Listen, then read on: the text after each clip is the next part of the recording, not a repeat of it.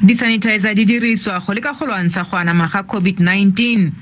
Fela dipoelo tsa dipatlisiso tseo di dirilweng mo go tse di mmalwa tsa tsone di supile fa bontsi ba tsone bo sena selekanyo se se rebotsweng sa bojalwa.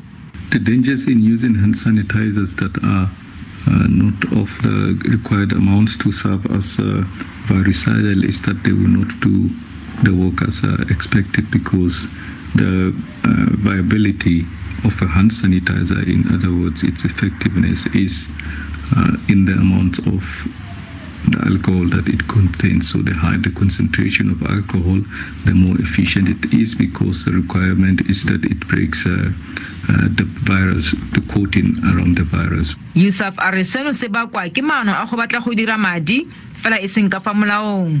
One of the possible reasons why manufacturers will cut corners is that if there are no enough regulation in terms of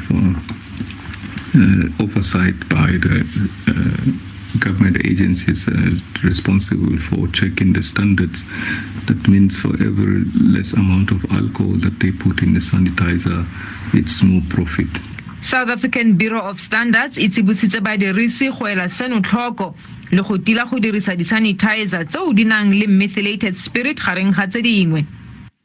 It is evident that manufacturers may compromise the minimum chemical requirements that are defined in SANS 490 and therefore compromise the effectiveness of the sanitizer in response to COVID-19, thereby adversely impacting on the health and safety of the consumer.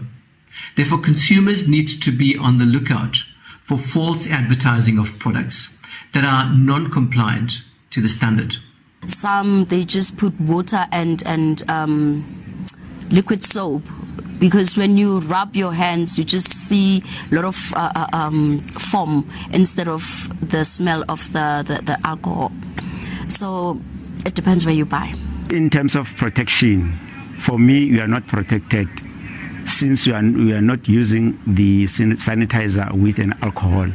Yusuf a re go tlhokega melao e tseneletseng go netefatsa gore baagi ba bolokesega mo nakong ya leroborobo le morago ga foo. Molemo wa Motho SABC News, Pretoria.